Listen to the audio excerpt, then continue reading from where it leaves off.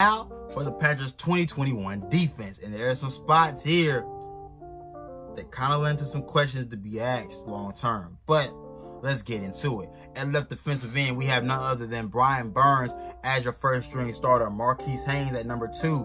Third string, we have Christian Miller. Fourth, Kendall Donaldson. I don't know who Kendall Donaldson is. I can't really spend too much time speaking about him. But Brian Burns, of course, Marquise Haynes, yes. Christian Miller, a guy that a couple years ago showed some flashes. Where does he fit into this entire thing here? Where do we put him? Because he showed flashes. But missing last year, I thought for a guy that I don't think was very solidified last year anyway, him missing last year I thought was not going to be to his, it wouldn't help. It wouldn't help. And I don't think it has. I think right now his currently his roster standing is showing that he probably should have played. But again, everybody had decisions they had to make. Left defensive tackle, we have Derrick Brown, Davion Nixon, Phil Hoskins. Davion Nixon is a guy that I was very high on coming out after the draft. I haven't spoken on him a lot, kind of forgot his name some, but a guy that athletically has all the skills. If he learns how to put it all together. And behind Derrick Brown, Daquan Jones, some of these guys that we have now this year, I think that if they can bring him along, he can be a very, very key rotational piece for our defense. And so let's get to the right defensive tackle. Daquan Jones, Bravion Roy, Karen Reed.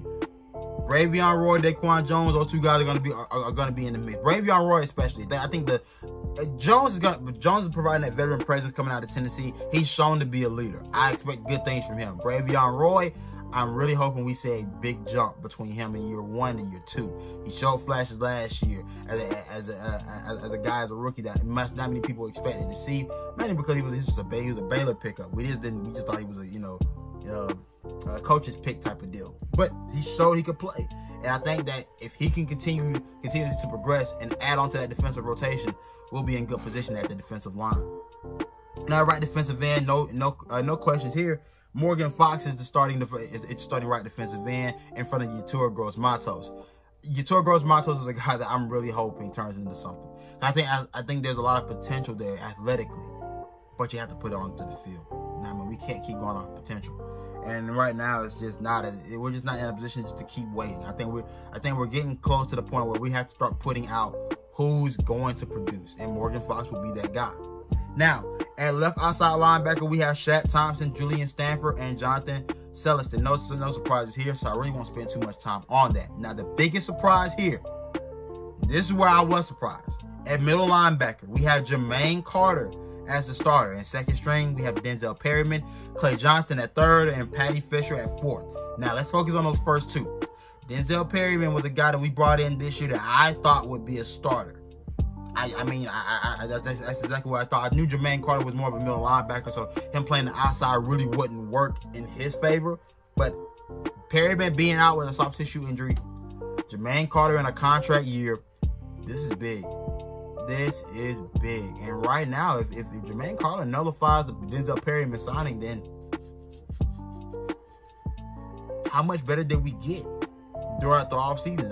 I looked at Denzel Perryman as a very key signing. I knew he was a guy that struggled to stay on the field, and this could get interesting. This could get very interesting. Now, let's go to the right outside linebacker, Hassan Reddick as a starter. I won't really talk about anybody else. This is who we expected. Hassan Reddick had kind of been playing out of position in Arizona from what I have been told. I'm told he is a linebacker. He is truly a linebacker. He's a guy that can rush as well. We obviously know he has a different dynamic to this defense, and that's what I think we're all hoping for. We're hoping him and Brian Burns can wreak havoc on opposing quarterbacks, and I think having him out there on the field and how they decide to use him, and because of how the Panthers want to use different guys, like he's being multifaceted, being able to play multiple positions, he fits into that mold, and I think Carolina will have a field day with Hassan Reddick getting pressure off the edge. But let's continue. So at left cornerback, we have Dante Jackson, and at right cornerback, we have J.C. Horn. Now, at right cornerback, A.J. Bouye is currently the backup to J.C. Horn, and Keith Taylor comes in at third. This is where things kind of get interesting. Where does A.J. Bouye fit into this whole thing? Is he going to be a starter? Is he going to be a backup when he gets healthy? What are we going to do? Keith Taylor is a guy I expect to be where he's at. I expect him to be where he's at. He's going to be a special teams contributor. At some point, you will want to see him contribute big time minutes. But right now, what here's what we learned from this current depth chart.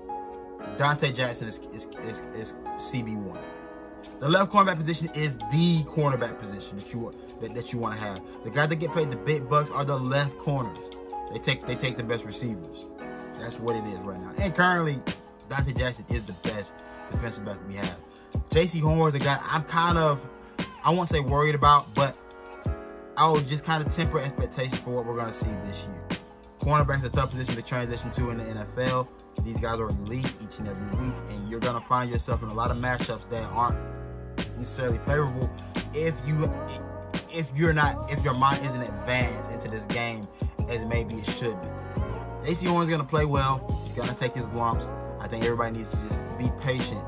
And I hate to say that with an 8th overall pick, but honestly, just be patient and hope that we got the guy that everybody's saying is the next elite cornerback in this game. Now, let's continue.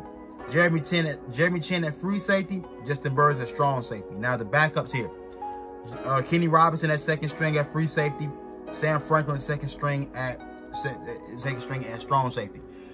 Kenny Robinson being this high on the roster, being this high on the depth chart makes me feel very good. A guy that got drafted last year. I know a lot of us over at P1N felt great about him when we picked him up. Didn't play, got cut, and we didn't see and we heard nothing from him for the rest of the year.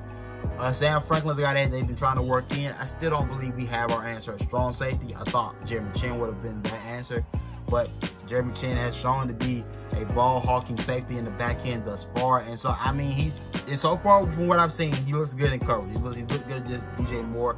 He looked good some yesterday in the one-on-ones against the Indianapolis Colts. I expect to see some good things out of Jeremy Chin. But right now, that's currently our roster. And let us know what questions you have and what positions that you thought were a little bit, let's say questionable. But again, be able to hit us up in the comments. Follow us at P1N_network on Instagram and Twitter. Hit me up at Tees_30 on Instagram and Twitter as well. And look, I'm out.